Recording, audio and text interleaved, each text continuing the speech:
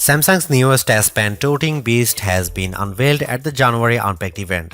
That's exactly 11 months after the announcement of the Galaxy S23 series. It seems Samsung has been growing too eager to launch its flagships before the typical 12-month cycle is up.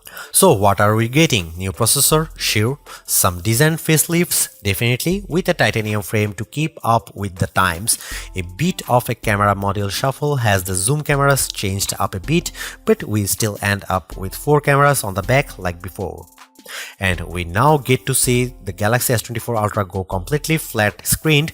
There's just ever so slight arc at the edge of it, so it fuses into the frame seamlessly.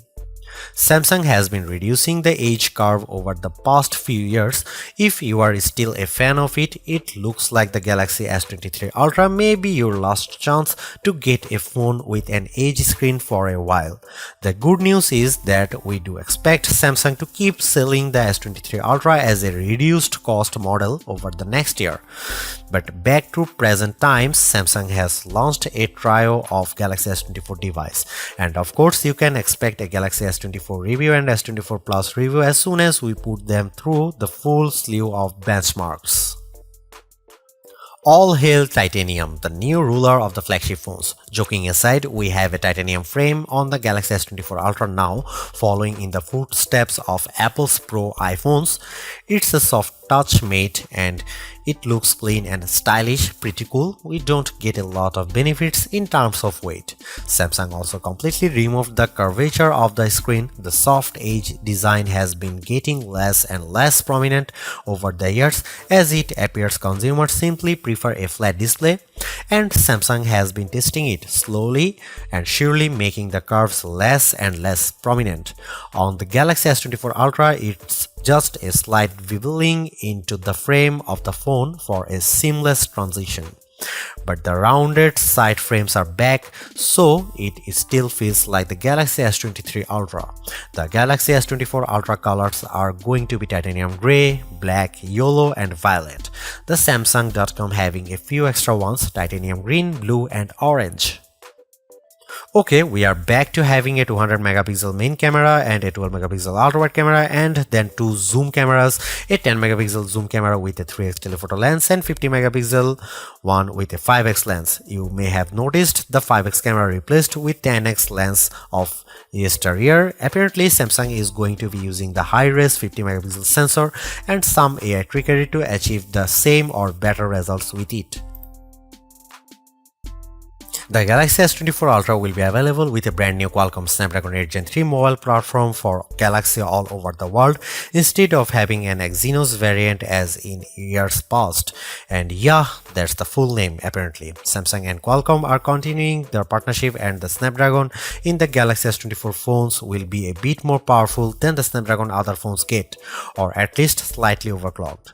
For what it is, Snapdragon 8 Gen 3 is an extremely powerful processor, no doubt, one that enables the AI trickery that the S24 can do with pictures and live translations. We recently reviewed the Asus ROG Phone 8 Pro, which has the Snapdragon 8 Gen 3, and it crushed benchmarks. Of course, we have to test Samsung's optimizations before making a blanket statement here. Naturally, the S24 Ultra will launch with Android 14, with Samsung's One UI 6.1 reskinning the operating system to an unrecognizable level. Not to say that's bad, One UI has grown and evolved over the years to not only be feature-packed but also user-friendly. So long as the user does spend time with the phone, there are quite a lot of things to do with it, like split-screen screens, which you can save and recall at any time, floating your windows, taking long screenshots or nothing on your screenshots with the S Pen. Yes, the S Pen suite comes with even more features, like controlling the phone with air gesture from the stylus, using it as a mouse cursor when hovering, and of course writing and drawing. With One UI 6.1, we get the following AI features: live translate during a phone call, chat assist in Samsung keyboard, generative photo editing, circle to search with Google, note assist will summarize notes, format messy notes, summarize voice recordings from recorder. We are curious to see if these AI features will expand throughout the year and if they will trickle down to older Galaxy phones.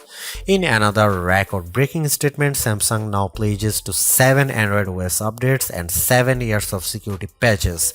If we are getting this right, it means the Galaxy S24 Ultra will get Android 21. The Galaxy S24 Ultra will come with the same 5000 mAh battery as before. Thus far, the Ultra flagship has had an okay battery life. Definitely not bad, definitely not a record breaker, but dependable for a full day. It also won't be pushing any charging speed limits with wired charging at 45 watt and wireless 15 watt. Currently, our expectations for the Galaxy S24 Ultra are that it will be a very good phone with powerful hardware, good camera and dependable battery. We don't expect some head-turning new features or improvements, so we are curious how far those AI tricks can go and how often Samsung will add new ones. That is to say, we don't think that Galaxy S23 Ultra owners will be rushing to upgrade to it, but it will definitely be a killer phone for newcomers. But we will see. We have to run it through our performance benchmarks and camera tests to draw a final verdict. Thanks for watching. See you in the next one.